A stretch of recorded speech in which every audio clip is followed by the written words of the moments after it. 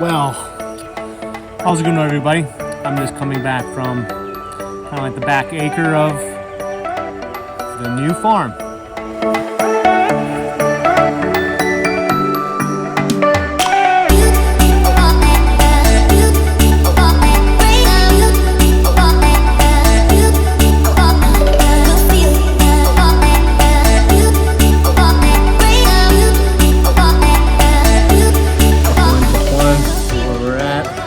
Looking okay.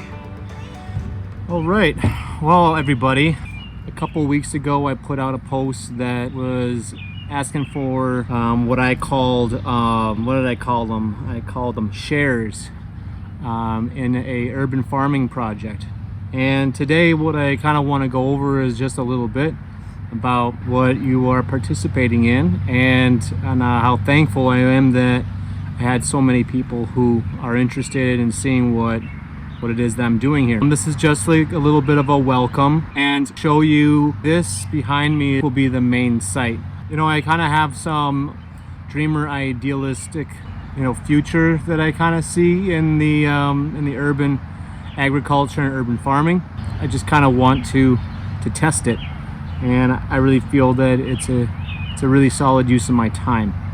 Urban gardening is nothing new, but I feel that with the resurgence of kind of the domestic lifestyle, that the millennial population has somewhat rejuvenated over the last couple of years.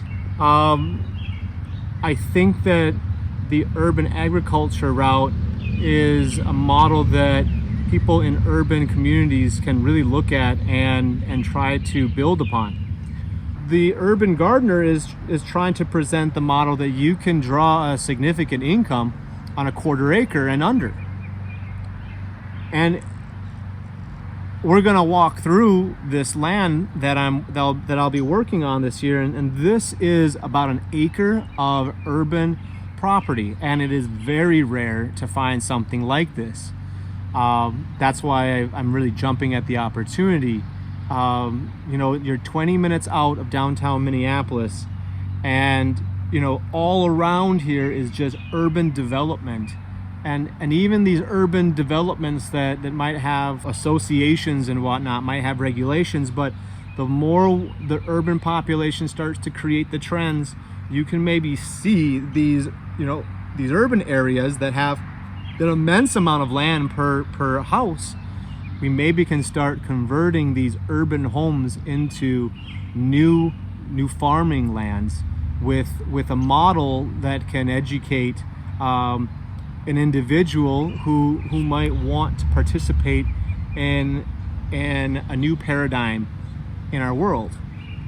And that would be beautiful. That would be amazing if we saw the wealthy, more or less, reshape their priorities and look at what their land can do besides just providing a well-manicured green lawn. So what I've done here is I've broken out the land based off of a model that I'd like to see or like to test. And this year I'm really behind, which is okay. I can do a lot of legwork for the future, but I kind of wanted to give you a roadmap of the possibilities that I may or may not, depending on how viable this turns out, can be. So let's take a look at some of the lands here. Okay, what we're going to be doing here is taking a 20 by 20.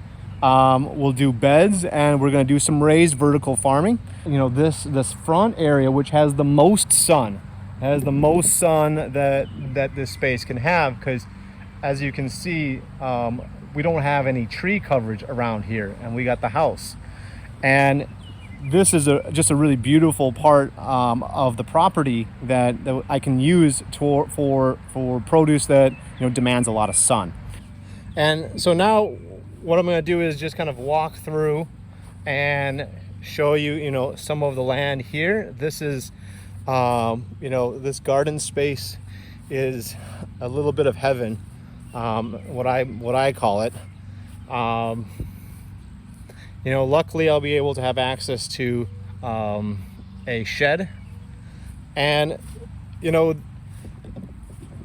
I'm breaking up the land into kind of like 3 sections. I call it like, there's when you become part of a membership, you've got the gold, you've got the silver, and you got the bronze. And kind of like that first area, that's the bronze. We're just going to work that for this year, and we're not going to really try for anything else because of the season. But if I do have some time, then I'm going to work on the silver plot, and that's right behind me. This is a 38 by 34 section. It has had some work maybe long time ago, but what I can do here is basically create about 15 different beds. Here we have an opportunity to create a significant amount of space for vertical growing, and as well as perennial crops. And we'll go into perennial crops, maybe in a different video, but the goal is to have the least amount of work possible with the highest yields, meaning highest return, and the lowest costs for you or for potential clients. So we're gonna figure out that price point when the time comes. So now we're moving on to, from here, we're moving to this section here, okay? This is kind of like our little enchanted garden. So hopefully what this turns into is going to be just a mushroom garden. And it's about a 10 by 30 foot space. We'll mulch it down, we'll inoculate the wood chips, and that could be a multi-year project. It does create a little bit more shade on the garden itself. That is certainly a concern for me when thinking about, okay, well, you'd like to have the optimal amount of sun.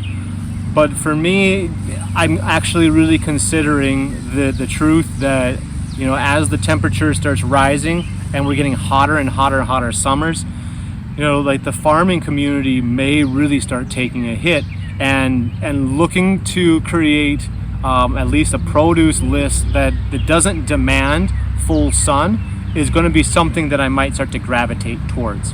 And being that the second plot, the silver plot, is the sunny, we're basically having 2 different types of crops available, which is very doable.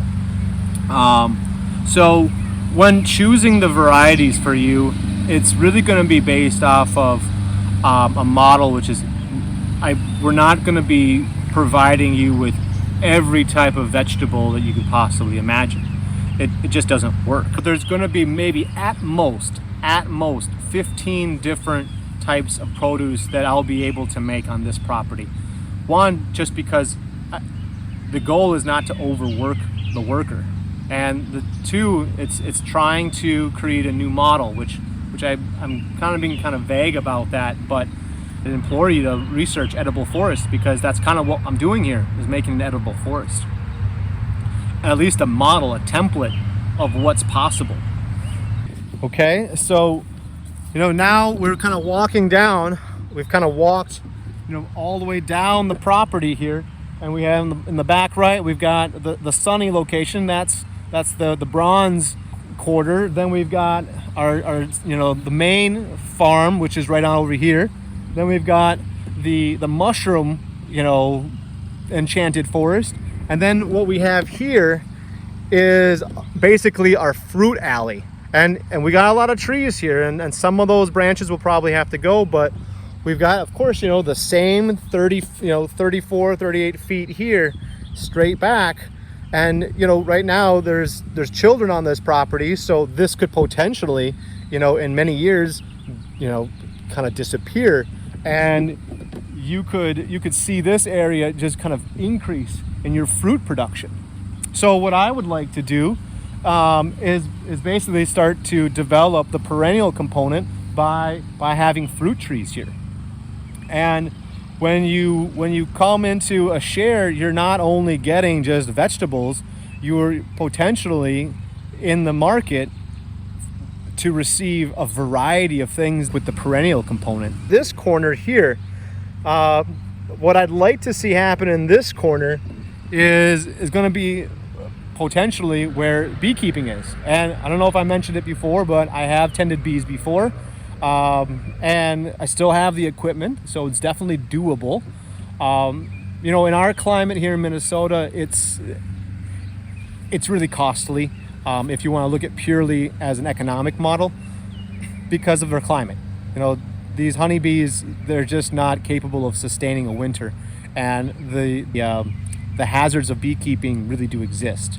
So you could do this more for you know, personal enjoyment. You might get some yields out of that. It all depends upon how many hives you have, but you know, you could have, you know, a dozen hives here, and you could be pumping out some serious honey. You could also rent that space out to a beekeeper if you so want to, or collaborate with land stewards. But this is going to be where fruits are going to be. My dream is that this is, you know, a high production strawberry, raspberry, red currant, black currant, you know, all these perennial fruits that are difficult to find in the markets. Over here, this is one fruit section, and I come to this area here, and this would be, you know, entirely for the raspberries. You could feel, you know, a lot of people. That is about, you know, a 10 by 20 stretch of land right there. So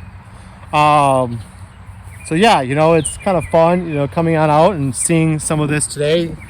You can already see we got already mushrooms. Now, these are not going to be mushrooms that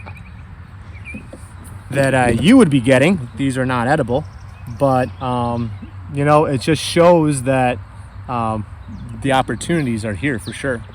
You know, that's kind of the tour, you know, of this place. The only thing that I need to talk about next is basically the transition from the gardening to, you know, what I was gonna do and still gonna do at my home, which is Eat with Pete. So the Eat with Pete can potentially have like this complete cycle in the future where, you know, the share that I'm invested in will be going back into demonstrating what you can do with the produce and connecting the dots to why we grow urbanly and what you can do at home. And that could be at, you know, you can turn that into whatever experience you want. During the lockdown, I've been providing examples of how you can create an amazing meal for, you know, under $3 a plate, you know, and that's the $3 meal. And that's a concept that is based off of family style eating. Yeah, that's where we're at right now. And, you know, I will be building out here for the whole year. And so the goal is just to get produce at the end. And we got 50 shares that I've got to account for. And I hope that's going to be, you know, a healthy crop for everybody. So to wrap this up, thank you so much for contributing to this pilot project. 2020 is an interesting year, of course, with the current ways that, you know, things that have been happening, but that's why it's a project. It's a big project. It's a big undertaking, and hopefully presenting a healthy model. So I'm going to let you go and say thank you for joining me today. I will be updating you through video as much as I can. You can check out Facebook, Peter Eric page will update stuff. You know, just my own personal page will update stuff. Eat with Pete will have stuff with just, you know, little tidbits on Instagram and Facebook if you like that. I'll probably put these things on YouTube as well, and that'll all be discussed later. So, you know, right now it's just in the pilot stage, so hopefully it won't be confusing for you and you'll find the information somewhere. Thanks everyone. Thank you.